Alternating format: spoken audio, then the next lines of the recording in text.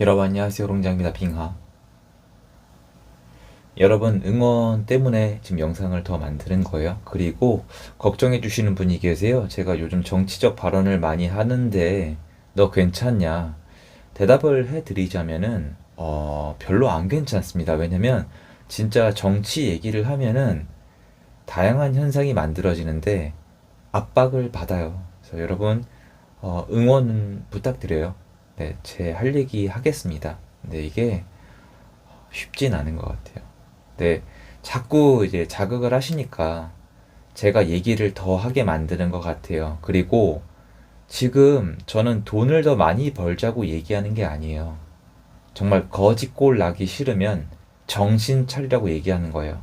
제가 얼음 공장이 원래 제 채널은 돈을 더 벌자라는 취지를 가지고 만든 채널이에요. 근데 지금은 이제는 그게 아니라 정말 거지 되기 싫으면 내 말 잘 듣고 공부를 해보고 네가 결정을 해서 방향을 맞게 가야 살아남을 수 있을 거란 뜻입니다. 살려는 드릴게. 이 모드예요.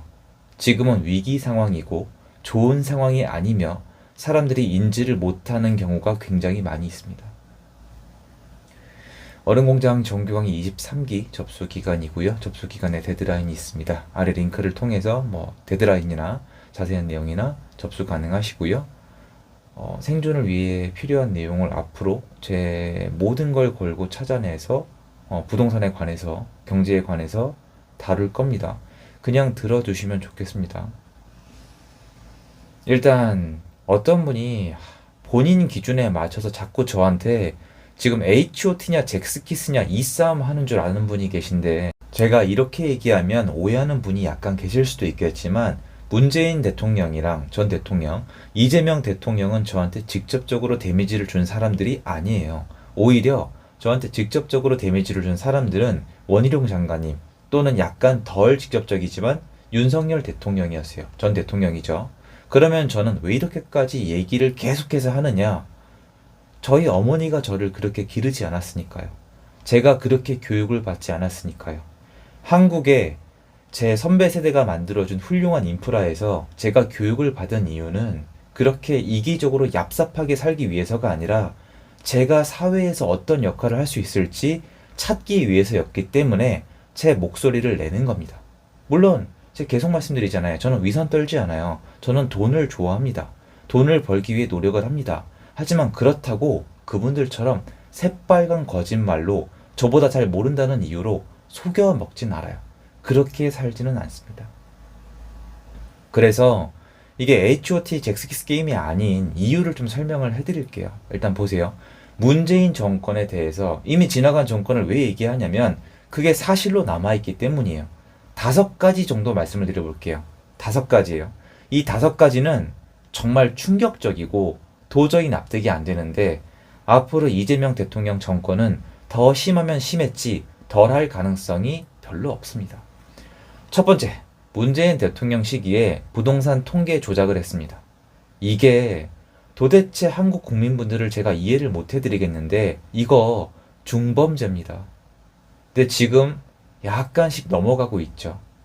국가 통계를 조작했어요. 이러면 해외에서 한국을 어떻게 믿습니까? 그리고 국민들을 속인 거잖아요.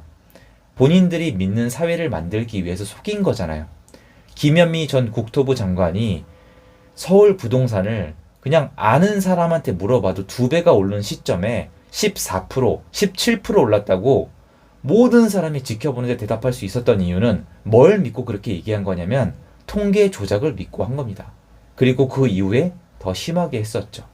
통계 조작을 했다는 건 앞으로 한국은 어쩌면 공식 통계조차 믿을 수 없다는 뜻인데요. 더 슬프고 더 소름이 끼치는 건 이거는 민주주의 국가가 아니라 사회주의 또는 공산주의 국가에서 이미 일어났거나 일어나고 있는 일이라는 점을 알아두셔야 합니다. 한국 시스템 자체가 변한 거예요. 이러면 안 된다가 아니라 이미 일어난 일입니다. 두 번째, 원자력을 망쳐놨습니다. 원자력은 미래를 위한 투자입니다. 여러분이 지금까지 전기세 걱정 없이 전기 펑펑 쓴 이유는 원자력이 있기 때문입니다. 근데 그거를 제가 원자력을 망친 것도 화가 나지만 더 화가 나는 건 영화 한 편 보고 저러면 안 되는데 위험한데 라고 폐지한 거예요. 그 정도로 깊이 있는 행정이 아니에요. 여러분께 감히 여쭙니다. 댓글로 댓글 간절히 부탁드려요. 여러분이 원자력 발전 때문에 피해를 입은 게 무엇인지 알려주세요. 없잖아요. 근데 왜 미래 세대 쓸 에너지까지 커트합니까? 이게 세 번째랑 연결이 됩니다. 세 번째, 친환경 에너지 사업을 벌였는데요. 이게 수익 구조가 말이 안 됩니다. 태양광 사업, 풍력 사업은요, 적자 사업입니다. 돈을 벌 수가 없죠. 하지만 한전에서 얘네한테 돈을 줍니다. 그래서 일부 사람들이 이 사업을 하면서 엄청난 돈을 벌었고요. 이건 얘기가 너무 길어지기 때문에 여러분이 정말 원하면 나중에 따로 영상 한 편 찍을게요. 근데 정말 너무 길어요. 또는 조업에 들어간 일반 국민들이 특정 지역에 산다는 이유로 한 달에서 80에서 140씩 타가고 있습니다. 원자력이 없기 때문에 가능할지도 몰라요. 덕분에 한전은 완전 적자에 허덕이고 있습니다. 전기세가 무슨 문제냐고요? 아직 낼만 하다고요? 지금은 그렇죠. 언젠가는 한전의 적자를 국가가 해결을 해야 되고 국가는 세금으로 해결할 수밖에 없습니다. 이미 여러분이 내고 있는 돈으로 친환경 사업 누구누구에게 엄청난 돈이 갔고 가고 있고요. 조합원들에게 특정 지역에 산다는 이유로 조합에 가입됐다는 이유로 한 달에 80에서 140씩 가고 있습니다. 이걸 풍력으로 확장시키고 있습니다. 이걸 국민들이 몰라요. 자, 그리고 더 심각한 문제가 있어요. 많은 분들이 제가 지난 영상에서 말씀을 드렸지만 현대제철이 미국에 가는 이유는 트럼프가 무서워서가 아니에요. 현대제철에 지인이 없으신가요? 전기세가 비싼 게 한 이유입니다. 이 상황에서 원자력을 버린 이유가 뭡니까? 세계적인 트렌드가 소형 원자로인데 여러분께 원자력이 무슨 피해를 줬습니까? 반일이랑 비슷해요. 지금 반일 안 하죠. 일본 여행에 한국 사람이 미어 터지고 있습니다. 일본에게 가장 소중한 게스트가 한국 사람이 되어가고 있습니다. 이제는 갑자기 반일할 이유가 없나요? 아니죠. 처음부터 할 이유가 없었을지도 모르죠. 그냥 프레임, 그냥 이미지, 그냥 정치에 불과했던 겁니다. 네 번째, 부동산인데요. 임대차 3법을 통과시켰습니다. 시장 구조가 완전히 변했고요. 전세 공급이 옛날처럼 안 될 거고요. 무엇보다 서민들에게 가장 치명적인 월세가 폭등을 해왔고 지금도 올라가고 있습니다. 신기한 건 한국 국민들은 매매가가 올라가는 건, 남의 집 가격이 올라가는 건 절대 참을 수 없지만 내가 월세를 더 내는 건 참더라는 겁니다. 정말 명언이에요. 배가 고픈 건 참아도 배가 아픈 건 못 참는 겁니다. 전 이게 부동산 시장을 많이 망쳐놨다고 생각하고요. 앞으로 가능한 임대차 8년, 10년 무한갱신권의 초석이 될 수 있기 때문에 정말 악법 중에 악법이라고 생각을 합니다. 마지막 다섯 번째예요. 종부세가 합헌이 났습니다.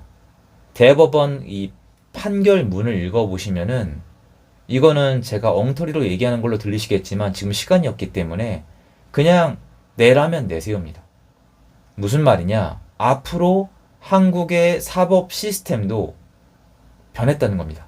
요번에 대법관 증언은 심각성을 모르는 분들이 굉장히 많던데 대법관 이 증언은요. 사회주의 국가, 공산주의 국가에서 했던 거고 정확히 그 방법 중에 하나입니다. 사법 시스템을 장악하는 겁니다. 하지만 한국이 좋아하는 게 뭐예요? 문재인 대통령 때 Innisfree, 인이 마음대로 다 해. 문재인이기만 하면 돼. 이재명은 합니다. 이재명이면 다 됩니다. 이러고 있습니다. 시간이 지나서 이 대가를 우리 후손들이 치러야 되는데 정말 미쳐버릴 것 같습니다. 자, 제가 만든 5가지의 근거는 댓글을 부탁드리는데 제 뇌피셜도 아니고 실제로 있었던 일이고 제 나름대로 해석을 한 건데 전문가들의 어떤 해석을 충분히 제가 공부하고 인지하고 제가 아는 지식을 넣어서 말씀을 드린 겁니다. 근거가 없는 얘기가 아니라는 겁니다. 문재인 정권 때 굵직한 거 몇 개만 꼽아도 정상적인 사회에서 절대 있을 수 없는 게 5가지나 됩니다. 근데 문재인 정권보다 이재명 정권은 더욱더 강력합니다. 더 많은 힘을 가지고 있습니다.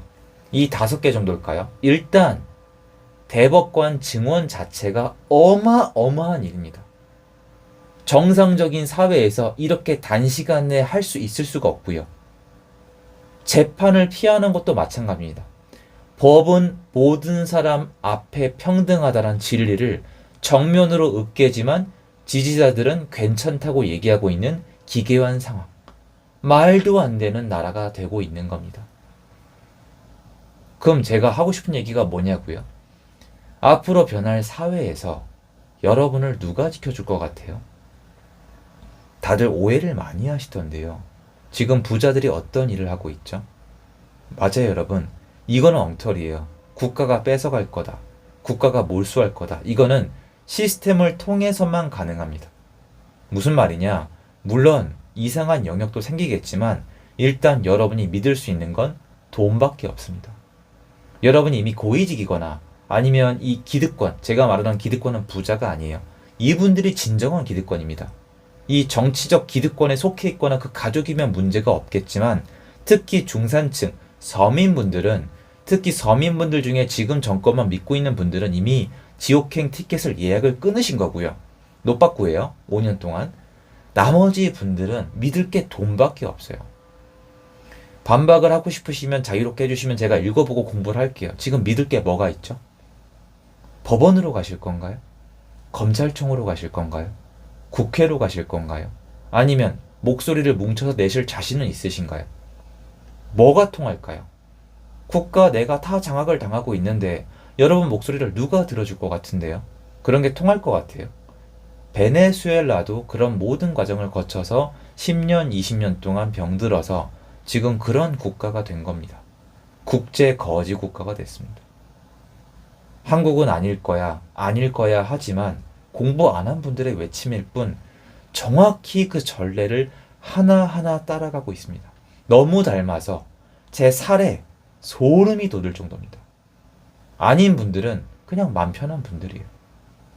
제가 만약에 고위공직자고 또는 그 가족이라면 안도감이 느껴지겠지만 전 그렇지가 않거든요. 그래서 무섭습니다. 그래서 지금 당장은 다른 옵션을 더 만들기 위해서 돈에 더 집중을 해야 됩니다. 서로 다른 얘기 같지만 여러분이 스스로 답변을 해보세요. 그러면 앞으로 5년 동안 변하는 국가 시스템 앞에서 변하는 게 아니죠. 망가지는 시스템 앞에서 여러분은 무엇으로 여러분을 지킬 겁니까? 노력은 해봐야 될 거 아닙니까? 그거를 말씀드리고 싶어서 영상을 준비해봤습니다. 이런 영상 앞으로 여러분이 좋아해 주시면은 계속해서 만들어 보도록 하겠습니다. 저는 원래 정치에 관심이 많던 사람이니까요. 여태까지 얘기를 안 했을 뿐이죠. 왜냐면 지금 이러한 것들 때문에요. 가만두질 않으니까요.